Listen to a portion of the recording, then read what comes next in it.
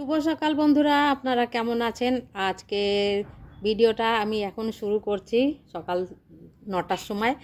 আমি আম সেদ্ধ করে ওর মধ্যে চিনি দিয়ে দিয়েছি। এই দিয়ে বানাবো ক্যান্ডি আমার দিদি ভাইয়ের জন্যে। দিদি ভাই গেছে মামা বাড়ি।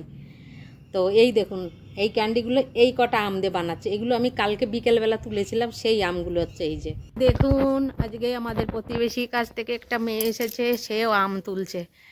ও প্রথমবার জীবনে আম তোলা শিখছে আমার বাড়ি এসে। ও বলছে কি, আন্টি যে আমি কোনোদিনও আম তুলিনি, তা তোমার গাছে, তোমার বাড়ি এসে তোমাদের গাছের থেকে আমি আম পাড়া শিখছি।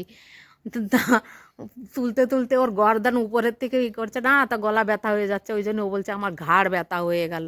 তা আমি যে একটুখানি বসে নে, জল খেয়ে নে, আরাম কর, তারপরে তুই তুলিস। তো একটু বসে নিয়েছে। বসার পরে দেখুন ফিরে আবার লগি নিয়ে শুরু হয়ে গেছে।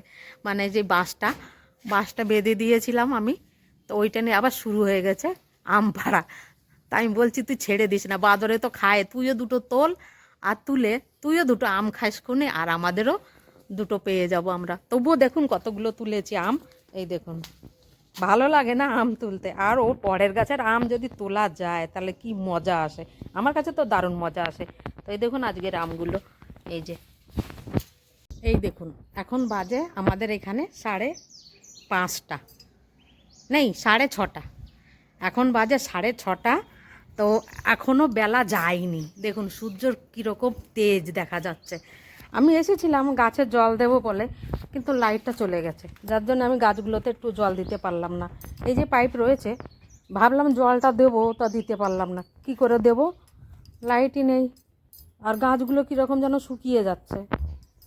আর এই দেখুন না, গাছগুলো কীরকম যেন মরা মরা অবস্থা। আর সাথে এই যে আম গাছটা হয়েছে, এই গাছের আমগুলো যেন বড়ই হচ্ছে না, একদম ছোট ছোট একটু একটু আম। এই দেখুন না, এর থেকে বেশি বড় হচ্ছে না, যদিও বড় হচ্ছে তা বাদরে রাখছে না।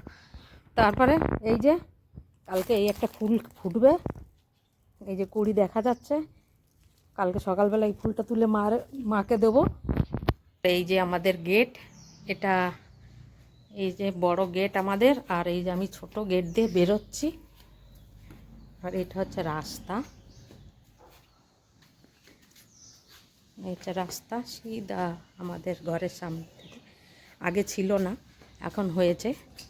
আর এই দেয়ালটা হচ্ছে আমাদেরই না। আর এই যে সিধা রাস্তা, সামনের থেকে একটা কুত্তা আসছে দৌড়াতে দৌড়াতে।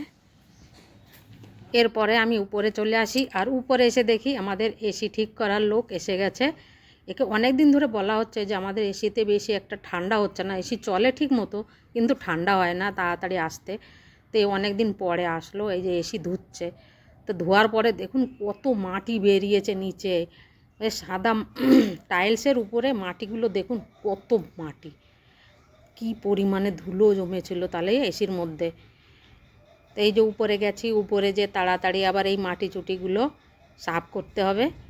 তো এত মাটি থাকলে পারে এসিতে হাওয়া কোথার থেকে আসবে, ঠান্ডাই বা হবে কী করে রুম। তো এই যে খানিকটা জায়গা পুরো